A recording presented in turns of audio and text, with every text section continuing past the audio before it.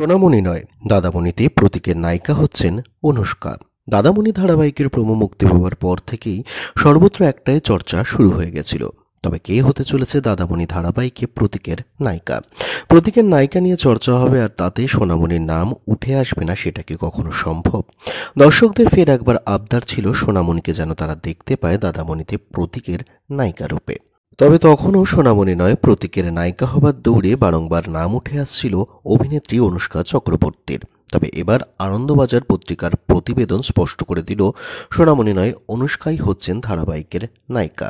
শীঘ্রই ধারাবাহিকের জন্য শুটিংও শুরু করতে চলেছেন অনুষ্কা। যদিও এই প্রসঙ্গে জানিয়ে রাখা ভালো, চ্যানেলের তরফ থেকে এরকম কোনো কনফার্মেশন আসেনি যে এই ধারাবাহিকের নায়িকা হচ্ছেন অনুষ্কা চক্রবর্তী।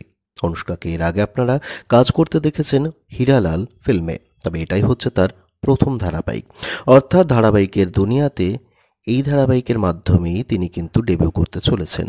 তবে এই বিষয়টা জানলে আপনারা আরও অবাক হবেন যে অনুষ্কা কিন্তু এক জনপ্রিয় টলি নায়কের মনের মানুষও বটে। কে সেই অনুষ্কার মনের মানুষ? অনুষ্কা মন দিয়েছেন টলিপাড়ার সুপরিচিত নায়ক অনুভব কাঞ্জিলালকে, যাকে আপনারা খেয়ালি মণ্ডলের সাথে মিলি ধারাবাহিকে অভিনয় করতে দেখেছেন। এছাড়া অনুভব কাজ করেছেন বহু বড় পর্দার ফিল্মেও। নিজেদের সম্পর্কের ব্যাপারে কোনো রকম লুকোচুরি করতে পছন্দ করেন না দুজনেই। তাই তো শহরের বহু অনুষ্ঠানে অনুভবের সাথে হাতে হাত রেখে ঘুরে বেড়াতে দেখা যায় অভিনেত্রী অনুষ্কা চক্রবর্তীকে। এতে গেল অনুষ্কার বাস্তব জীবনের প্রেম প্রসঙ্গ। তবে পর্দায় প্রতীকের সঙ্গে তার জুটি দর্শকদের কেমন লাগে এবার সেটাই দেখবার। ধারাবাহিকে প্রোমো দর্শকদের থেকে পেয়েছে মিশ্র প্রতিক্রিয়া। তবুও কোনো ধারাবাহিককে কেবলমাত্র প্রোমো দেখেই বিচার করাটা কখনোই উচিত নয়।